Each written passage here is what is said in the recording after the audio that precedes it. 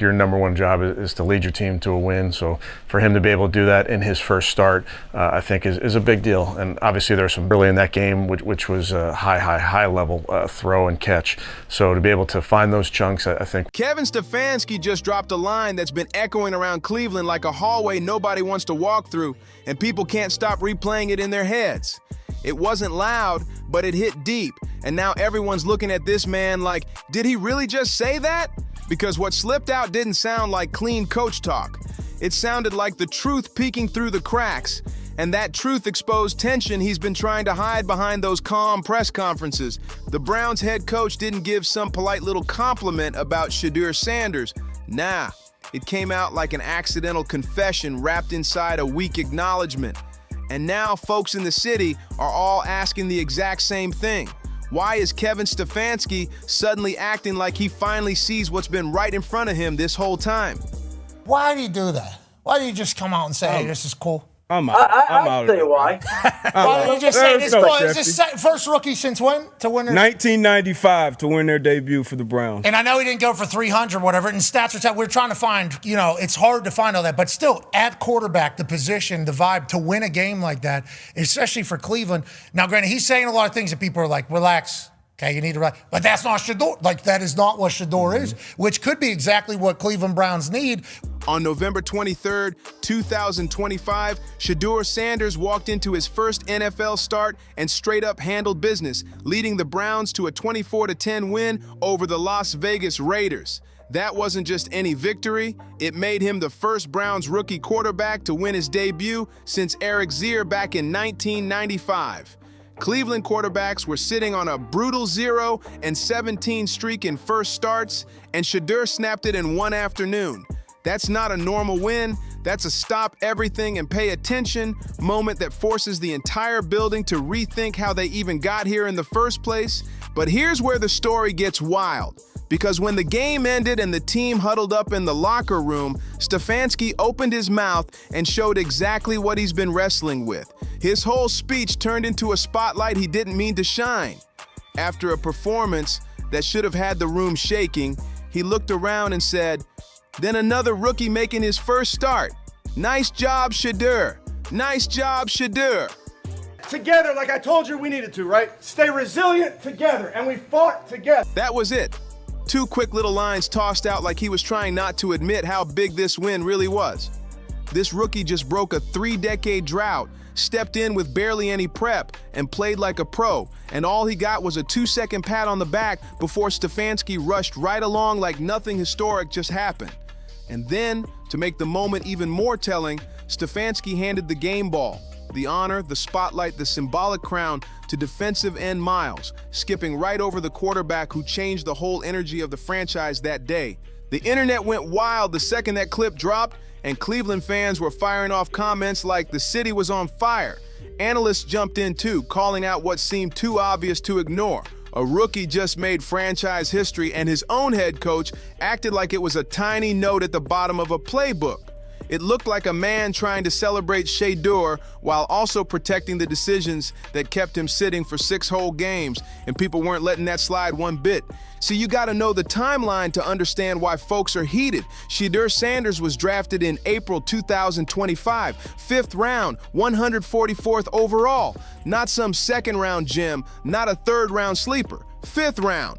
And that's wild because this same kid was once projected as a top 5 pick before his draft stock dipped.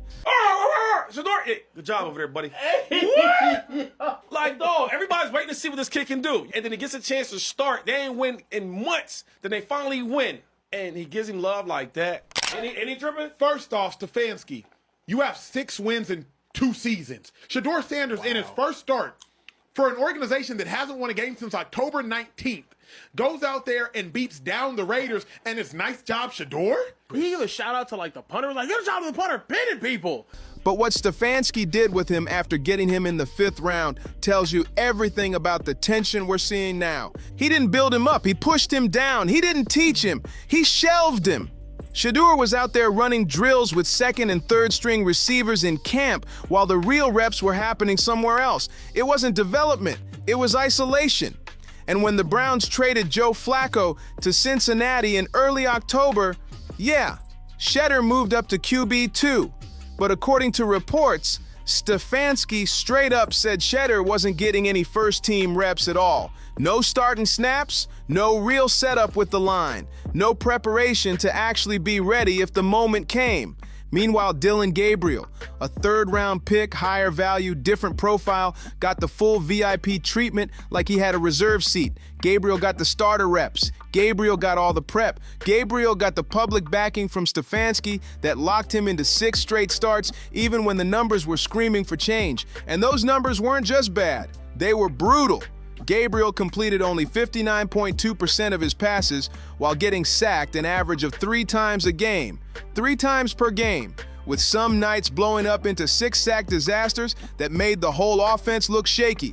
So I don't know if that's so cold-blooded. Like, I mean, that's what they were saying before when he. I mean, it's just like, no, all right, picked who I want. Oh, you want me to get him too? Okay, I will, but I think the other guy's better. Like, how would you feel if somebody forced somebody on you? Like, you'd be like, I don't dislike the guy. It's just like I thought somebody else was better. You think I ain't been watching film? Like, that's kind of undermining the Stefanski. Look, it happens all the time. I'm not tripping, but I'm just saying, like, I don't want to make Stefanski like a bad guy because he's like, after all of my evaluation, I like. And yet he kept the job while Shedeur sat there waiting, watching, ready, but ignored.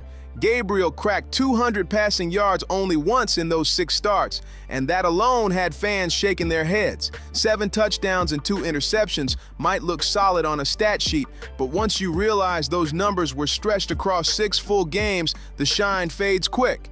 Gabriel went 1-5 during that stretch, and even that one win felt more like the team dragging him across the finish line than him pulling them there. So what does Kevin Stefanski do? He keeps rolling with him anyway. He stays locked in on an evaluation that clearly wasn't matching what everyone was watching on the field. He doubled down like he was trying to prove himself right instead of helping the team win, even though the results were screaming at him that something was off. Then Week 11 hits. Baltimore Ravens, one of the toughest defenses in the league. Gabriel goes down with a concussion after a hard hit sends his helmet bouncing off the turf, and suddenly Stefanski doesn't have room to stall anymore. He has to make a move. He throws Shedeur Sanders into the fire. First snaps with the starters on the road against a vicious. And keep the same energy that he been having with Dillon Gabriel. Just like when Dillon was out here and it didn't look so great, and you was trotting out there in your post game and saying, hey, that's my starting quarterback next week.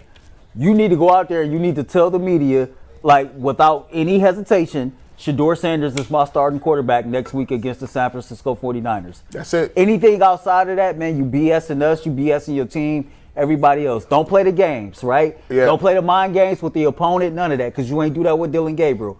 Come out here after this man just did what he did. Defense ready to pounce. Shedeur steps in and completes 4 of 16 passes for 47 yards while getting sacked twice. But anybody with sense could see the situation was wild.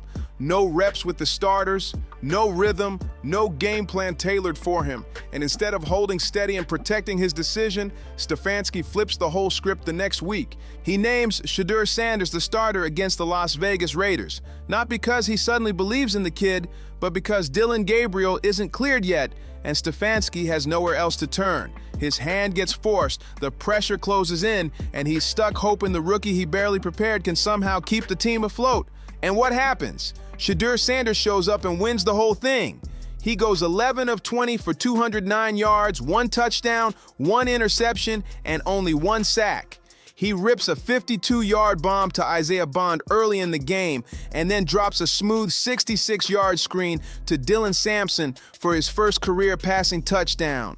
He stays calm, makes smart decisions, and plays like someone who should have been getting reps weeks earlier.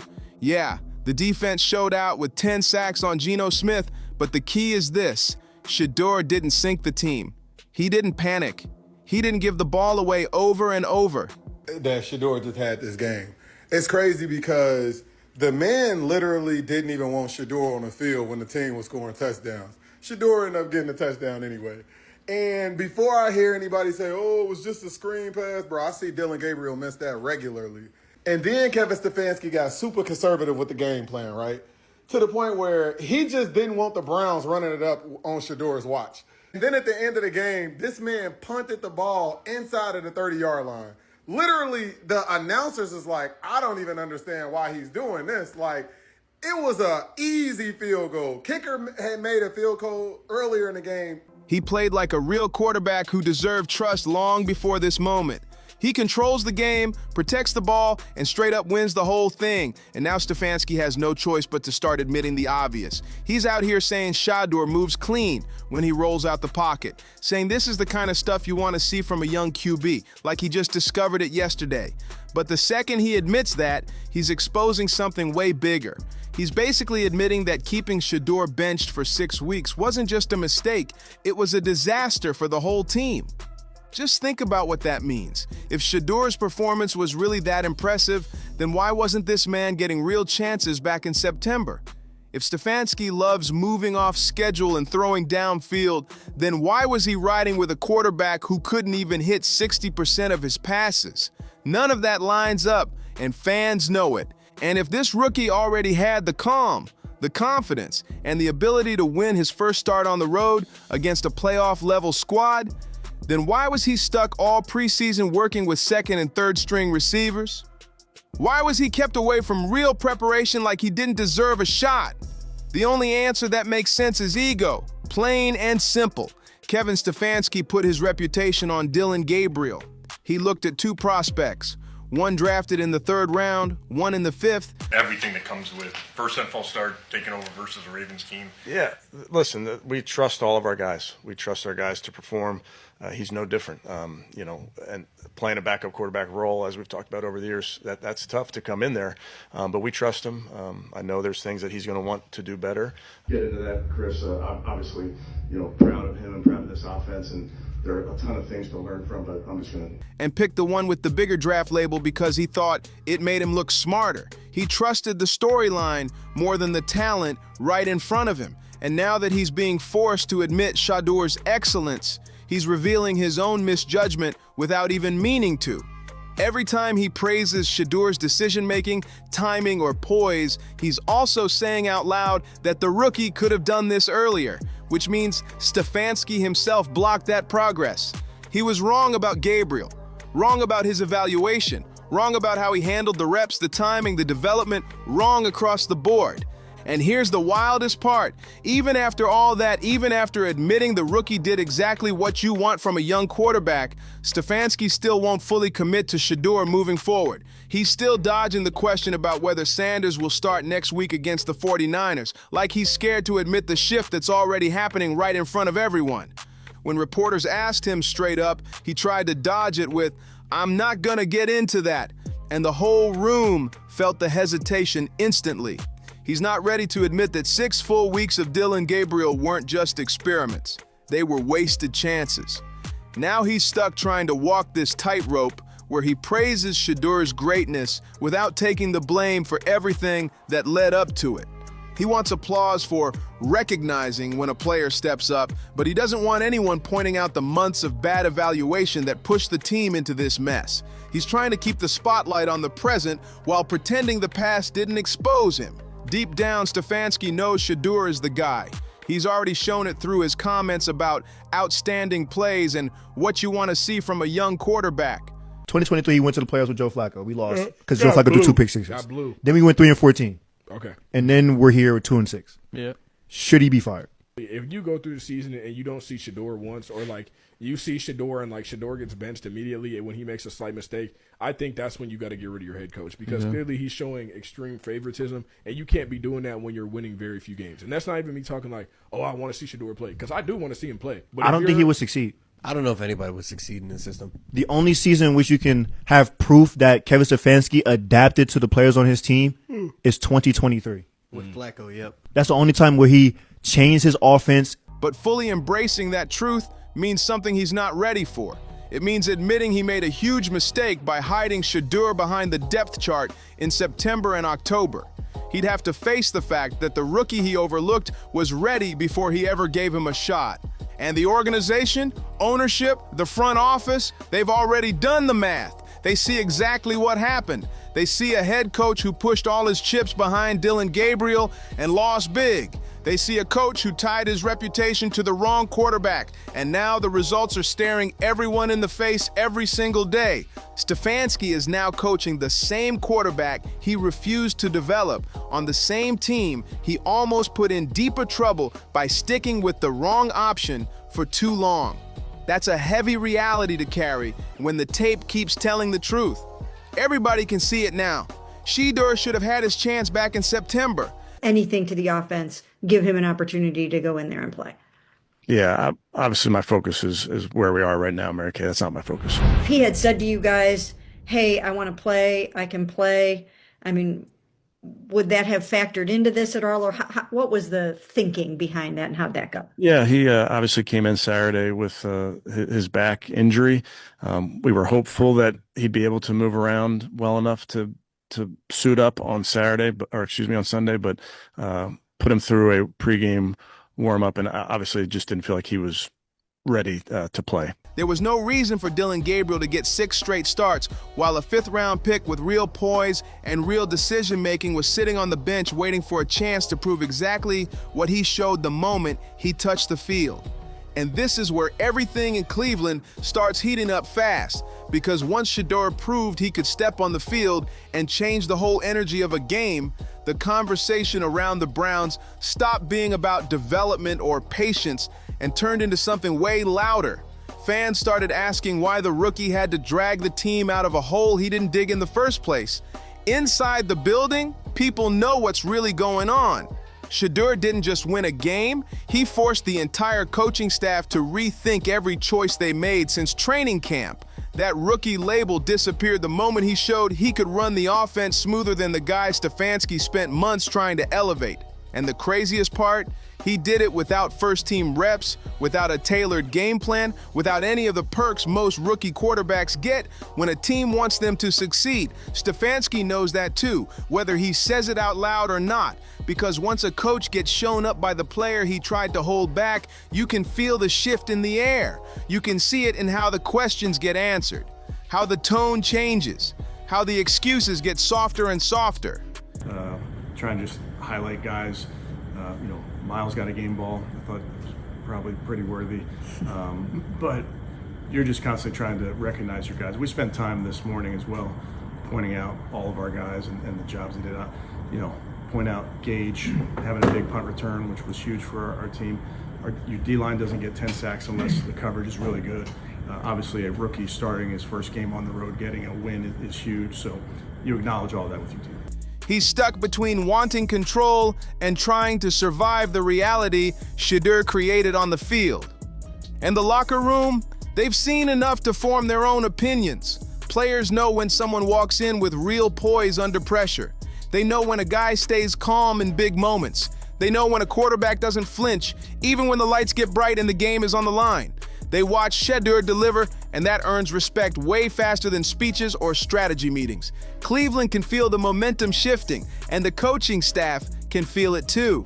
The city isn't wondering if Shedeur should start anymore. They're wondering why it took this long for the truth to come out in the first place. And now Kevin Stefanski is stuck giving these careful, measured compliments while dodging every question about the future, and everybody can see the tension all over his face.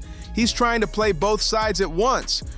He's always done a nice job of that. He's, what we appreciate about all of our players is authenticity. He's the same guy every single day. Obviously, on game day, there's a juice that comes with that. There's an excitement that comes with that. But he's played that position for a long time. He knows how to. Praising Shedeur while defending the choices that held him back, and it's turning into a contradiction he just can't escape anymore. He's trying to walk a line that doesn't even exist, and the whole organization is watching him struggle through it. People inside the building already reached their conclusion. They know Kevin Stefanski made a massive mistake, and now he's living with the fallout every single day. And the worst part for him, Shedeur keeps winning. He keeps slinging those clean passes. He keeps showing the calm and sharp decision-making that even Stefanski had to admit was outstanding. Every game Shedeur steps onto that field, he makes it harder and harder for anyone to buy the idea that the original plan ever made sense.